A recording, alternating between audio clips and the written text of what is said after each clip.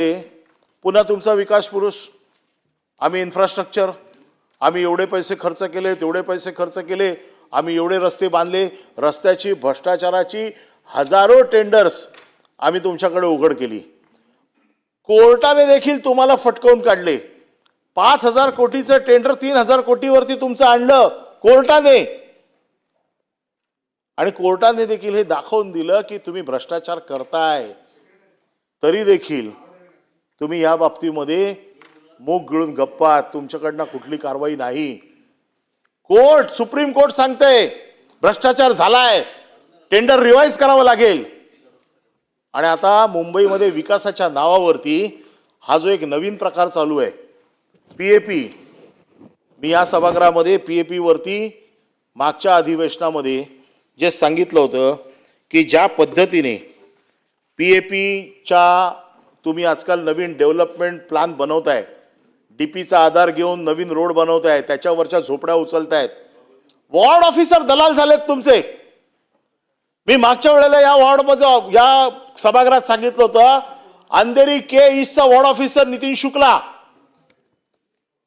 इकडे कोंडीवाड्यामध्ये पीएपीचा एक रस्ता गेला, त्याच्यामध्ये 144 झोपड्या बाधित होत होत्या।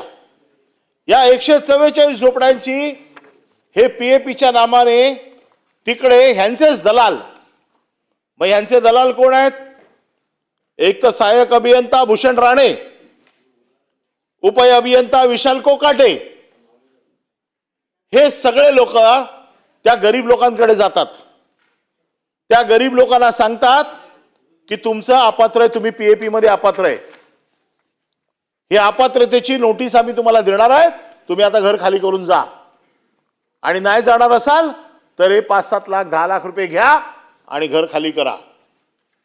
अशा प्रकारे तिकडे 24 लोकांच्या घरांना नोटीस देऊन त्या लोकांची घरं दलालांनी ताब्यात घेतली, आणि नंतर हीच घरं पीएपी मध्ये कोणाला 40 लाखाला, कोणाला 35 लाखाला, कोणाला 60 लाखाला, एरियाप्रमाणे हेच सगळे दलाल लोक।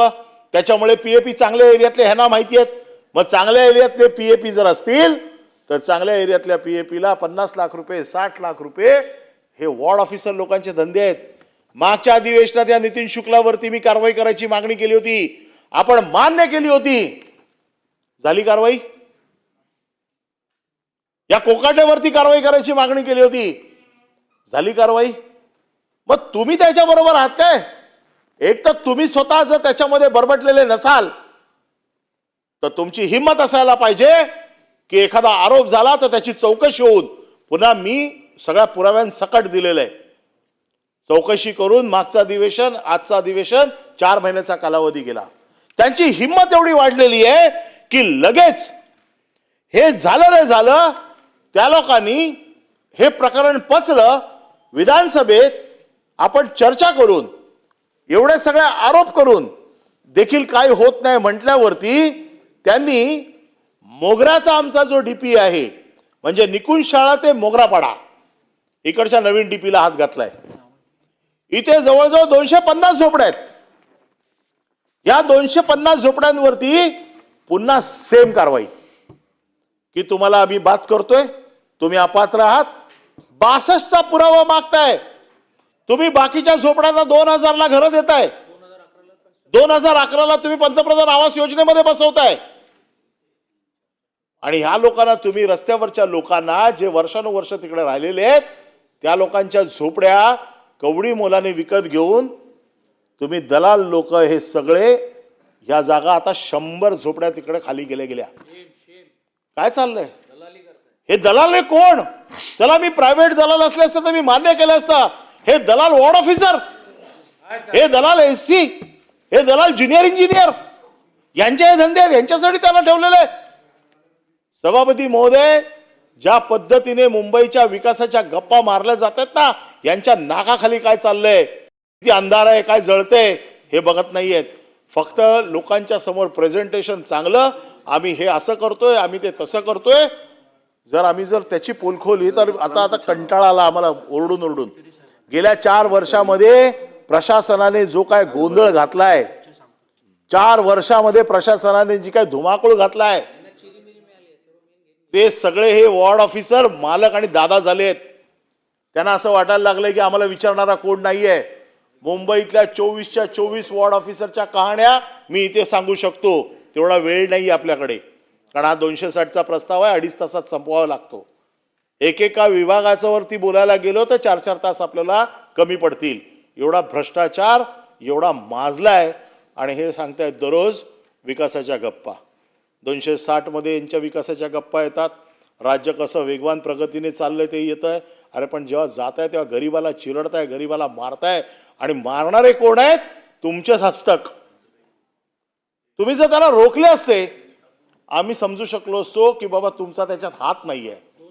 पण दोनदा विषय येऊन, वारंवार तुमच्याकडे तक्रारी येऊन, तुमच्याकडे सगळे पुरावे देऊन, ज्या वेळेला तुम्ही ऐकत नाहीयेत आणि ते वॉर्ड ऑफिसर ज्या वेळेला एक प्रकरण पचलं तर दुसऱ्या प्रकरणात पुढे येतात, याचा अर्थ मला असा सांगावंसं वाटतं की तुमच्या लोकांचे देखील हात त्याच्यामध्ये गुंतलेले आहेत आणि म्हणून कोणाचा तरी आशीर्वाद असल्याशिवाय एवढी हिंमत ते करू शकत नाही. मला ह्याचं पण उत्तर हवंय की या वॉर्ड ऑफिसवरती आपण काय कारवाई करणार. आपण याची चौकशी मागच्या वेळेला कबूल केली होती. मागच्या चौकशीचं काय झालं? मागच्या चौकशीमध्ये अजून काय झालेलं नाहीये.